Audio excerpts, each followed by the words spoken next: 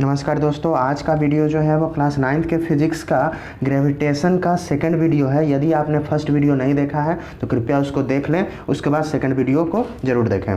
तो स्टार्ट करते हैं हम लोग Kepler's law of planetary motion से। इससे पहले हम लोगों ने क्या पढ़ लिया था? तो हम लोगों ने यूनिवर्सल लॉ ऑफ ग्रेविटेशन पढ़ लिया था, यानी न्यूटन्स का जो लॉ था उसे हम लोगों ने जान लिया था।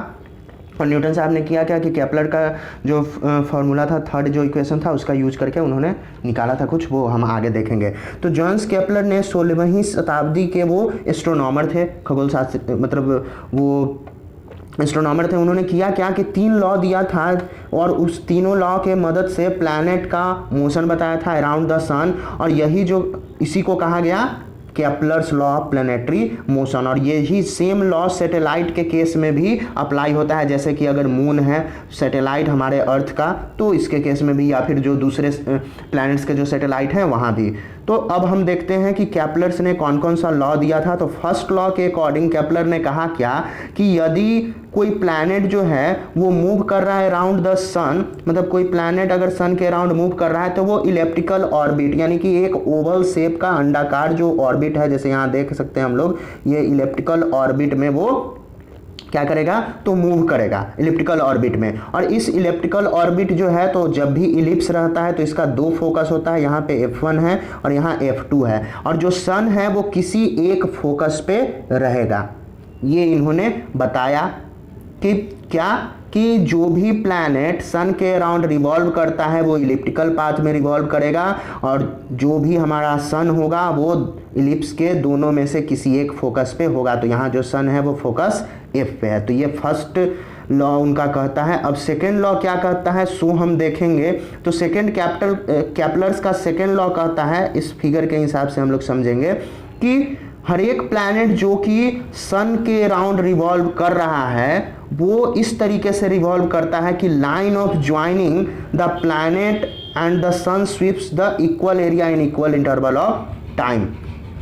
यानी यहाँ अगर हमारा सन है तो ये देख सकते हैं कि ये लाइन जो ज्वाइन कर रहा है इस प्लैनेट का, तो ये इक्वल इंटरवल में इतना ट्रैवल किया, यानी इक्वल इंटरवल में यहाँ ये इतना ट्रैवल किया। यानी हम कह क्या सकते हैं इसमें कि अगर जो प्लैनेट है वो जब सन के नज़दीक है, प्लैनेट जब सन के नज़दीक है तो वो क्या करता है कि वो बहुत तेज़ी से मूव करता है, फास्टर मूव करता है, और वही अगर सन से वो दूर है तो वो स्लोअर मूव करता है अगर फार्दर है। तो इसी कारण ये जो एरिया यहाँ ट्रायंगल का जो हम लोग एरिया देख रहे हैं और यहाँ ट्रायंगल का जो एरिया देख रहे हैं वो दोनों इक्वल कब होगा? जब इस केस में वो फास्ट मूव करेगा, यानी जब क्लोज है तो फास्ट, और जब फार्दर है तो स्लो मूव करेगा, तभी हो पाएगा ये। तो ये सेकेंड लॉ कहता है। और थर्ड लॉ क्या कहता, यानी कि हम लोग कह सकते हैं क्या कि जो प्लैनेट है वो कांस्टेंट स्पीड से सन के अराउंड मूव नहीं करता है। स्पीड ग्रेटर कब होगा? जब नियरर द सन होगा, और स्पीड प्लैनेट का स्लो कब होगा? जब फार्दर अवे द सन होगा। थर्ड लॉ कहता है केपलर्स का कि जो क्यूब है मीन डिस्टेंस का, यानी मीन डिस्टेंस जो प्लैनेट और सन के बीच का जो डिस्टेंस है जिसको हम लोग r से शो करते हैं, उसका मीन डिस्टेंस का क्यूब डायरेक्टली प्रोपोर्शनल होगा किसके? तो जो स्क्वायर है टाइम का, यानी जितना टाइम उसको सन के अराउंड मूव करने में लगा उसके स्क्वायर के। ये कहता है थर्ड लॉ। और इसी थर्ड लॉ का यूज करके न्यूटन ने अपना universal law of planetary motion, universal law दिया था, यूनिवर्सल लॉ ऑफ ग्रेविटेशन। और ये जो मोशन का काउज है वो किसके कारण मोशन होता है? तो वो ग्रेविटेशनल फोर्स जो सन एग्जर्ट करता है उन पर, यानी जो भी प्लैनेट मूव कर रहे हैं उन पर जो ग्रेविटेशनल फोर्स वो एग्जर्ट करेगा, इसी के कारण उसका मोशन होगा। तो कैपिटल थर्ड लॉ जो है वो प्लैनेटरी मोशन को डेवलप करता है, और इसी का यूज करके यूनिवर्सल लॉ ऑफ ग्रेविटेशन बनाया गया है। किनके द्वारा? तो न्यूटन के द्वारा। तो न्यूटन ने कैसे गेस किया ये, यानी कि जो हमारा फोर्स है वो इन्वर्सली प्रोपोर्शनल है दोनों जो ऑब्जेक्ट है जिनके बीच में ग्रेविटेशनल फोर्स लग रहा है उसके डिस्टेंस के स्क्वायर का। तो इसको हम लोग इसी कारण से ये इन्वर्स स्क्वायर रूल भी कहते हैं, और इसको देखते हैं कि कैसे। तो उनको आइडिया आया था कैसे? तो केपलर्स का जो थर्ड लॉ था उसमें था क्या तो उसमें था कि R cube is directly proportional to T square. तो इसको देखेंगे कैसे। तो न्यूटन का आइडिया जो था इनवर्स स्क्वायर रूल का ग्रेविटेशन का, वो दो बॉडी पे अप्लाई होता है, केपलर का जो थर्ड लॉ है उसके अकॉर्डिंग। और उन्होंने एक चीज एज्यूम किया था, केपलर्स ने बताया क्या था कि हमारा जो प्लैनेट है उसका जो ऑर्बिट है वो इलिप्टिकल है, लेकिन और उसमें जैसे दो फोकस यहाँ पे मान लिए, केपलर ने माना इसको कि ये केपलर ने इलिप्टिकल माना और न्यूटन ने उसको सर्कुलर माना और एक सेंटर मान लिया। तो इसी को एज्यूम करके उन्होंने क्या किया था कि उन्होंने निकाला ये यूनिवर्सल लॉ। तो देखते हैं, तो यदि कोई प्लैनेट जो है वो सर्कुलर पाथ पे या फिर कोई भी बॉडी अगर सर्कुलर पाथ पे मूव कर रहा है जिसका मास m है और वेलोसिटी v है, v वेलोसिटी से मास m है और रेडियस r, सर्कल का जो रेडियस r है, तो उस पे सेंट्रीपिटल फोर्स F जो जनरेट होगा किसके कारण, तो जो ग्रेविटेशनल फोर्स होगा जिसके अराउंड वो मूव कर रहा है उसके कारण। तो ये F जो होगा वो mv²/r के इक्वल होगा। और यहां देख सकते हैं कि जो m है, m वो तो कांस्टेंट है, मास जो है किसी बॉडी का वो कांस्टेंट है। तो इस अगर मास को हटा देते हैं तो f जो है वो डायरेक्टली प्रोपोर्शनल हो गया v²/r के, ये डायरेक्टली प्रोपोर्शनल हो गया। अब हम क्या करेंगे कि यहाँ जो हमारा v है तो v निकालेंगे। तो जब भी कोई अगर सर्कुलर पाथ पे मूव कर रहा है और एक चक्कर लगा रहा है कितने टाइम में, तो टी टाइम में, कैपिटल टी टाइम में अगर एक चक्कर लगा रहा है तो उसका अगर हम लोग को भी निकालना रहे यानी स्पीड या फिर वेलोसिटी जो कहें वो अगर निकालना रहे तो क्या होगा, डिस्टेंस, ये circular distance divided by time. तो इस सर्कुलर डिस्टेंस होता क्या है, सरकमफेरेंस के बराबर, और सरकमफेरेंस सर्कल का होता है 2πr। तो हो गया क्या, तो v is equals to 2πr/t। अब यहां भी हम लोग देख सकते हैं कि ये जो 2π है वो कांस्टेंट है, वो चेंज नहीं होता है। तो v जो हो गया वो डायरेक्टली प्रोपोर्शनल किसका हो गया, तो v डायरेक्टली प्रोपोर्शनल हो गया, यानी यहाँ ये डिस्टेंस बाय टाइम किया तो v निकला, तो v डायरेक्टली प्रोपोर्शनल हो गया हमारा r/t के। तो ये r/t के डायरेक्टली प्रोपोर्शनल हो गया v। अब हम लोग करेंगे क्या कि स्क्वायर ले लेंगे दोनों साइड का, यानी इधर v² और इधर r²/t²। अब हम मल्टीप्लाई करेंगे राइट साइड में, यानी ये जो राइट साइड है इसके ऊपर भी r से और नीचे भी r से। तो ऊपर जब r से मल्टीप्लाई किए यहाँ तो ये r³ हो गया और नीचे हो गया t² × r। अब v² जो है, अब ये r³ हम लोगों ने देखा था कि r³ जो था वो डायरेक्टली प्रोपोर्शनल था t² के, r³ डायरेक्टली प्रोपोर्शनल t² का था। तो r³/t² जो है वो कांस्टेंट होगा, r³/t² जो है वो कांस्टेंट होगा, तो इसको हम लोग हटा देंगे, ये c कांस्टेंट हो गया तो इसको हम लोग हटा दिए। तो अब हमारा v² जो है वो 1/r² के क्या हो गया, प्रोपोर्शनल हो गया। अब हम लोग फोर्स में आते हैं, यानी फोर्स वाला जो है वहां पे हम लोग देखते हैं। तो फोर्स का जो यहाँ पे फॉर्मूला है हमारे पास, तो फोर्स इज इक्वल्स टू क्या है, तो फोर्स इज इक्वल्स टू हमारे पास है v²/r²। यहाँ जो v² है यहाँ पे अगर हम लोग वैल्यू पुट करें किसका, तो v² का, तो हो जाएगा क्या, तो देखते हैं f is equals to v² का वैल्यू अगर पुट किए 1/r, तो r नीचे पहले से था, यहाँ था हमारा f is directly proportional to v²/r और v² हमारा कितना आया 1/r के। तो यहाँ f इज इक्वल्स टू क्या हो गया 1/r into 1/r, 1/r into 1/r, तो 1/r हो गया, ये कितना आया, तो 1/r²। तो यहीं से उन्होंने केपलर्स का third law of planetary motion use करके न्यूटन ने यूनिवर्सल लॉ ऑफ ग्रेविटेशन को बनाया था। लेकिन उन्होंने क्या एज्यूम किया था इसमें, तो उन्होंने एज्यूम किया था इसमें जो पाथ है उसको इलिप्टिकल के जगह सर्कुलर उन्होंने एज्यूम किया था। अब Newton's third law of motion और ग्रेविटेशन को हम लोग, तो न्यूटन्स का थर्ड लॉ ऑफ मोशन क्या है कि यदि कोई ऑब्जेक्ट किसी दूसरे ऑब्जेक्ट पे फोर्स एग्जर्ट करता है तो सेकेंड ऑब्जेक्ट भी पहले ऑब्जेक्ट पे इक्वल और अपोजिट फोर्स एग्जर्ट करेगा। तो Newton third law of motion जो है वो फोर्स ऑफ ग्रेविटेशन में भी अप्लाई होता है। इसका मतलब यदि अर्थ किसी ऑब्जेक्ट को अट्रैक्ट कर रहा है अपनी ओर किसी फोर्स से, तो जो सामने वाला जो ऑब्जेक्ट है जो कि अर्थ की ओर अट्रैक्ट हो रहा है वो भी उतना ही फोर्स से, इक्वल अमाउंट ऑफ फोर्स से अपोजिट डायरेक्शन में उसको खींचेगा। उस पर फोर्स लगाएगा, तो आखिर जब सेम फोर्स लगाता है, जितना फोर्स अर्थ लगाता है उतना ही फोर्स स्टोन लगाता है, यानी अर्थ जितना फोर्स लगाया उतना ही फोर्स अगर स्टोन भी लगाया, तो क्या होगा कि अर्थ जो है वो स्टोन की ओर क्यों नहीं जाता है, स्टोन ही अर्थ की ओर क्यों आता है। तो इस क्वेश्चन का हम लोग आंसर आगे देखते हैं क्यों ऐसा होता है। तो देखेंगे कि हमारे पास न्यूटन का जो सेकेंड लॉ था, थर्ड लॉ के हिसाब से तो ये हो गया, न्यूटन का सेकेंड लॉ जो है वो है force is equals to mass into acceleration, जो चैप्टर फर्स्ट में हम लोगों ने देखा था, F is equals to ma। तो F is equals to ma जो है यहाँ, तो अब एक्सेलरेशन अगर निकालना है तो एक्सेलरेशन इज इक्वल्स टू क्या हो जाएगा, F बाई m।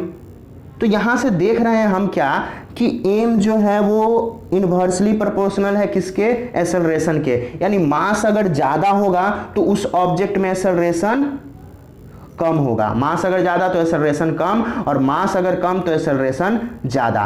तो वही अगर हम देखेंगे कि स्टोन का, तो स्टोन का क्या है कि मास कम है, तो मास जब कम है तो एक्सेलरेशन ज़्यादा होगा, और अर्थ जो है उसका मास बहुत बहुत ज़्यादा है, इस कारण उसमें एक्सेलरेशन बिल्कुल नहीं होता है। लेकिन जो फोर्स दोनों पर अप्लाई हो रहा है वो सेम फोर्स अप्लाई हो रहा है, फोर्स में कोई अंतर नहीं आएगा, सिर्फ एक्सेलरेशन नहीं होगा। अब फ्री फॉलिंग का केस देखते हैं। तो फ्री फॉलिंग होता क्या है, फ्री फॉल है क्या, तो कोई भी फॉलिंग बॉडी, यानी कि कोई फॉल कर रहा है किसी हाइट से टुवार्ड्स द अर्थ, किसके कारण, तो अर्थ के कारण, अर्थ के टुवार्ड्स वो क्यों आएगा, तो जो ग्रेविटेशनल फोर्स है अर्थ उसके कारण, और कोई भी दूसरा फोर्स उस पर एक्ट नहीं कर रहा है, उसी को हम लोग फ्री फॉल कहते हैं। और जो बॉडी इस एक्शन को परफॉर्म कर रहा है यानी फ्री फॉल को, उसको हम लोग फ्री फॉलिंग बॉडी या फिर फ्री फॉलिंग ऑब्जेक्ट कहते हैं।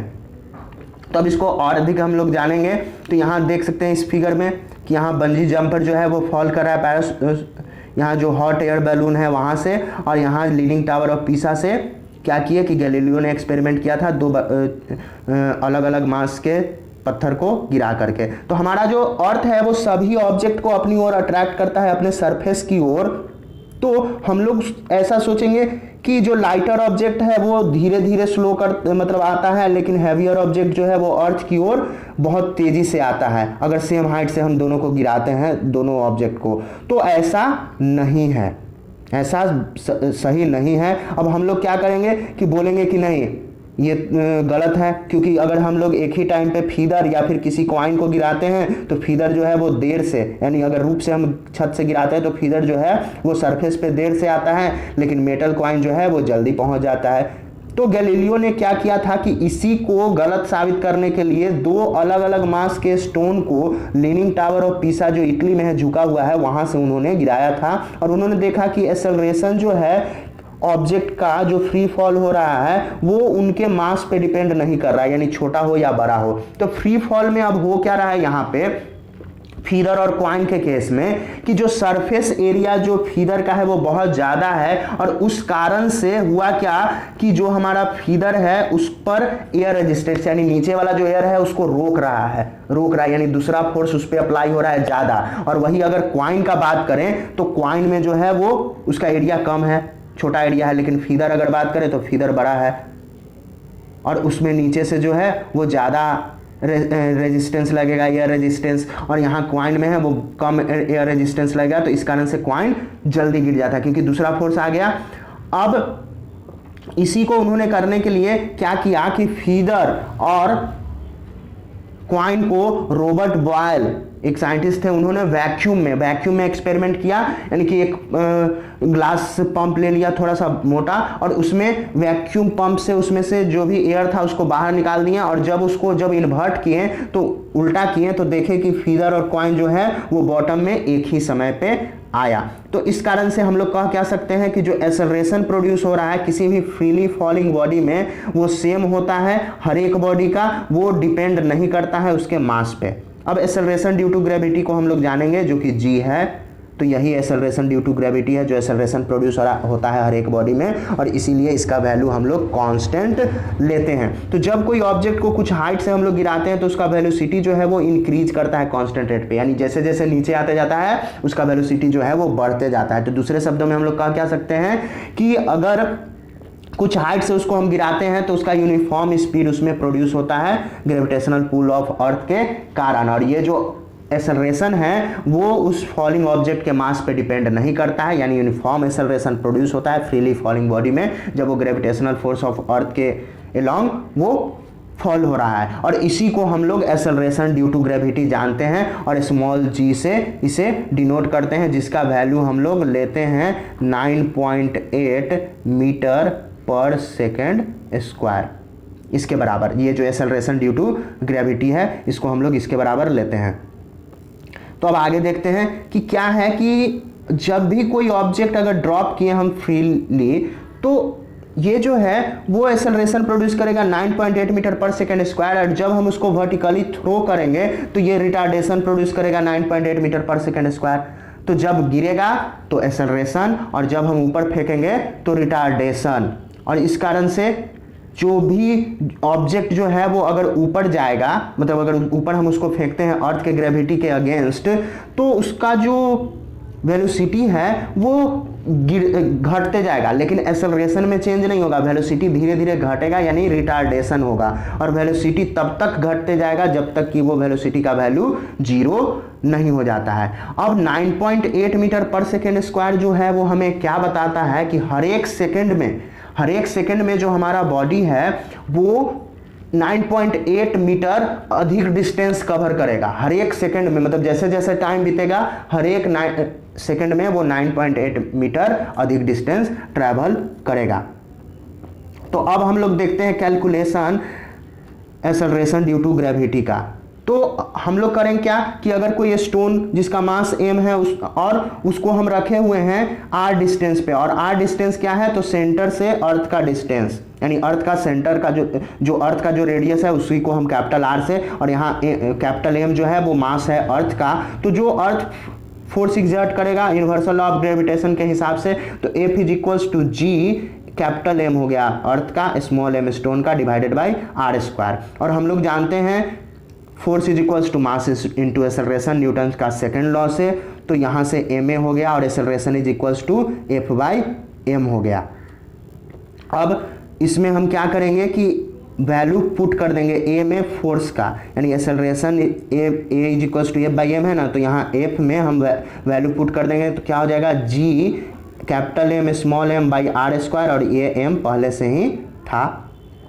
तो यहाँ देख रहे हैं कि ये स्मॉल m कट गया तो a is equals to cancel हो गया, तो a equals to G into m by R square ये आया, यानी और ये जो a है वो किसका है एक्सेलरेशन, तो ये जो एक्सेलरेशन है वो अर्थ का, इसलिए इसे हम स्मॉल g से डिनोट करते हैं, और small g is equals to G m by R square होता है। यानी कि क्या हो रहा है कि एक्सेलरेशन ड्यू टू ग्रेविटी जो हमें देखने को मिल रहा है वो उस ऑब्जेक्ट यानी जो फॉल हो रहा है अर्थ के लॉन्ग उसके मास से इंडिपेंडेंट है, यानी उसका मास से हमें मतलब है ही नहीं एक्सेलरेशन ड्यू टू ग्रेविटी का। यानी कोई भी ऑब्जेक्ट हो उसका जो एक्सेलरेशन है ग्रेविटी के कारण उसमें जो एक्सेलरेशन प्रोड्यूस होता है वो 9.8 मीटर पर सेकेंड स्क्वायर ही होता है। जैसे अगर हम देख सकते हैं कि जी जो है वो 6.7 × 10⁻11 न्यूटन मीटर स्क्वायर पर केजी स्क्वायर है। उसके बाद मास ऑफ अर्थ 6 × 10⁻24 केजी है। उसके बाद आर का वैल्यू 6.4 इंटू आर जो रेडियस ऑफ अर्थ है वो 6.4 × 10⁻6 मीटर है। तो इस तरीके से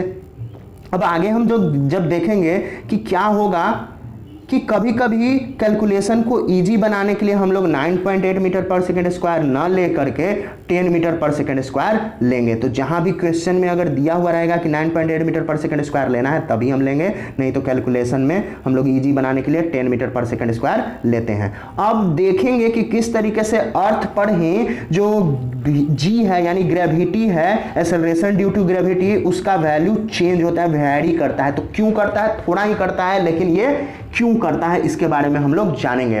तो एक्सेलरेशन ड्यू टू ग्रेविटी जो है वो किस पे डिपेंड करता है, यानी जो g है वो डिपेंड करता है कैपिटल M पे, उसके बाद g पे और R स्क्वायर पे, इतना ही पे वो डिपेंड करता है।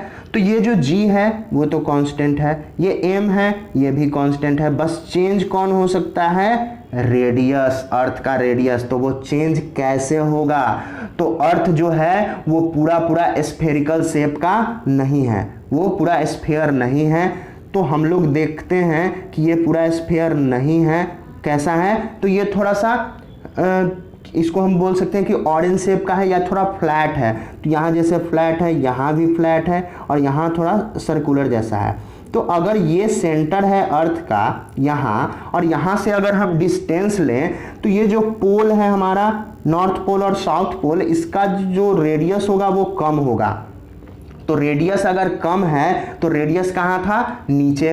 रेडियस हमारा जो था g is equals to m into G by R square, ये आर स्क्वायर था। तो रेडियस नीचे, यानी रेडियस अगर कम होता है तो g का वैल्यू इंक्रीज करेगा, और वही अगर रेडियस बढ़ेगा तो g का वैल्यू जो है वो डिक्रीज होगा। तो इसको देखते हैं कहाँ पे ये g का वैल्यू जो है वो एक्सेलरेशन ड्यू टू ग्रेविटी जो है वो कमेगा और कहाँ बढ़ेगा।